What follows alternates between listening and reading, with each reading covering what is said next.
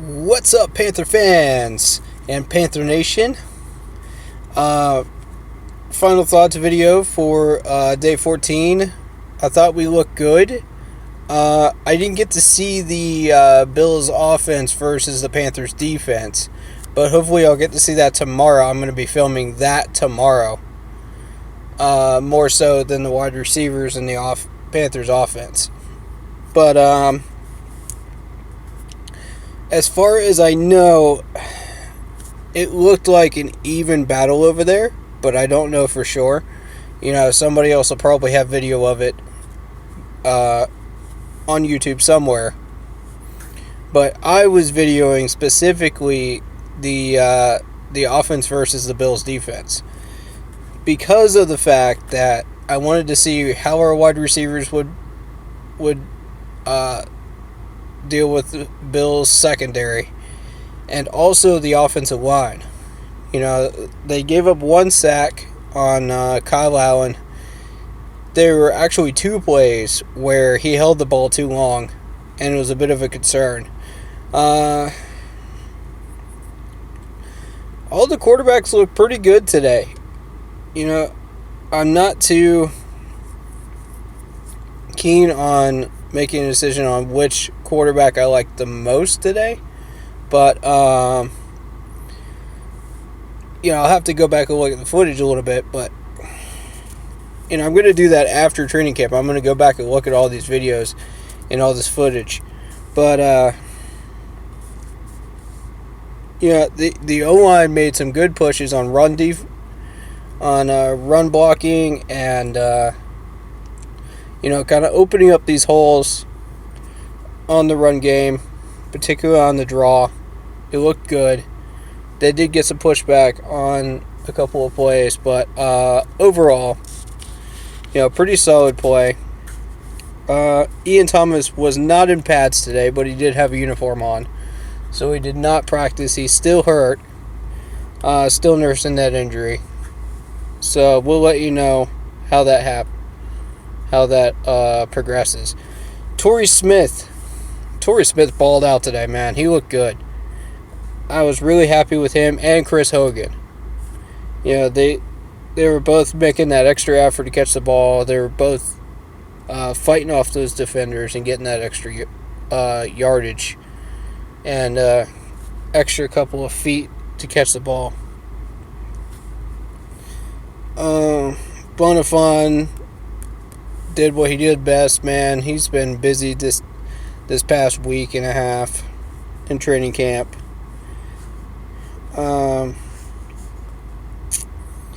And they were testing out a tight end 46, which is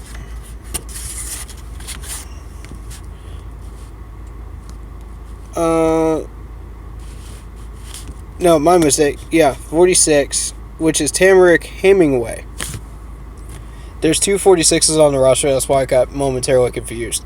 But Tamarick Hemingway dropped two passes. One of them was not his fault, really. He could have gotten both hands up and caught that, but, you know, with the Bills defensive player on him. But honestly, I don't know. You have to look at the footage. You decide for yourselves. What do you think?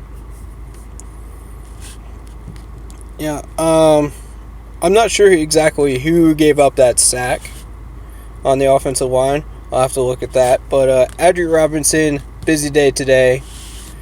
They even gave DeAndre White some passes and Riverone as well. But I look over and I see Bradbury make a play. You know, I don't know if I got that on camera or not, but you know, I look over to the other side of the practice field and I just see Bradbury just knock this ball down against a wide receiver in the end zone. And that's really refreshing to see. You know, he's still that lockdown corner. He's still getting it done. He's still making noise. You know, and you know, you're facing wide receivers like Sammy Watkins that are just determined to get open in some way, shape, or form. he's Sammy is a versatile player, and I know that coming from experience of watching him as a Clemson fan. I know exactly what he's capable of and not capable of out there. I've been watching him during Bills games as well. The guy's he's a ball hawk. He really is. So you got to be careful with him, and you got to really be extra careful with how you approach defending him, because he will stutter step. He'll throw all kinds of moves at you that you're not expecting, and he'll get those sideline catches too. So, it's good practice for our guys at corner, and I'm excited to see that, and I'm excited to see where that leads tomorrow. So, with that being said, I have to say today's game ball goes to Torrey Smith. The dude was just catching everything today. Everything. He put in that extra effort. He got open. He got that extra step or two of separation that he needed. And he just stretched out and caught those balls. So, good job by him. From what I was looking at on our side of the field, you could hear the Panthers fans. They were loud today. They were loud. So I just want to give a shout out to all the Panthers fans that were here today and that are coming tomorrow. Be aware that these guys are running drills. Only cheer during the middle of drills. That's my suggestion to you guys, because it will distract these guys. I promise you it will. But,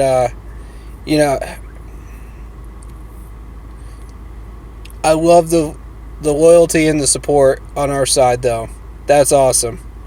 You heard him keep pounding over near the autograph signing zone.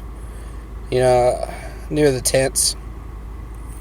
Awesome to hear, man. Awesome. I'm glad I picked that up on video for you guys, because these fountains are loud everywhere we go. Everywhere. And it's beautiful. It really is. These fans are the definition of keep pounding. They fight through so many things. Just ask the cancer patients that these players visit. It really is more than just a phrase. Sam Mills was more than just a player. He was a great human being too. And I want to point that out by saying this. If you are struggling through anything, if you are battling through anything, use that phrase. Use that phrase to keep you going.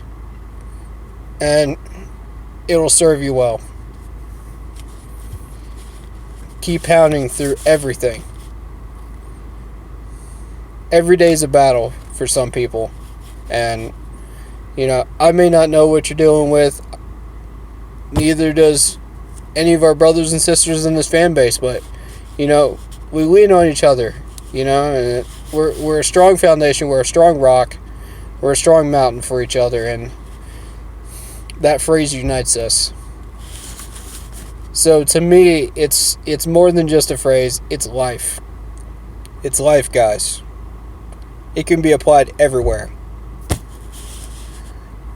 And I've already mentioned that I'm a Clemson fan. The 110% phrase that Denny Ford came up with as well, same thing. Apply it to life. It doesn't matter if you're a Clemson fan, it doesn't matter if you're a South Carolina fan, it doesn't matter what fan you are. You could just be a fan of life in general, and that phrase will serve you well. You put 110% into everything you do. You keep pounding through every challenge that you go through, and you'll succeed in life. So that's my 2 cents today. That's my final thoughts. We got one more day of training camp, guys. One more. And then things slow down a little bit. But I'll try to get videos out as much as I can. We'll see how, depending on what information comes out, depending on what roster changes happen injuries, whatnot, you guys will get videos. They may not happen right away, but they will happen. At least once or twice a week. I'm going to try to do it at least once a week for you guys. Because of preseason, you guys will get the 3 videos for preseason games. But I'm going to try to do 2 to 3 times a week, days a week, and make sure that you guys get the videos and the information that you guys need.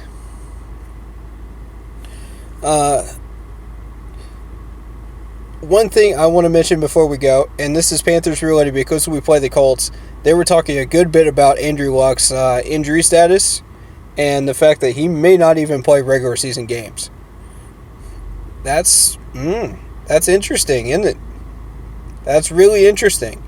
And they're talking about bone issues now. So we'll see what happens. We'll watch and see. I don't think it'll affect us. I'm looking at this schedule. Let's see where do we end up playing. We play them in December 22nd. So I don't think it will really affect us. Andrew Luck should be back by then. But as far as what he's going to be able to do with that offensive line against us, we'll see. Right now it's looking pretty optimistic towards us. But I just wanted to point that out. That's big news. And again, the biggest news of all, no injuries. So thank you guys so much for watching. Keep pounding. Hit that like button. Hit that sub button. Hit that bell if you're new. Don't miss any new Panthers content. And keep pounding. Peace, guys.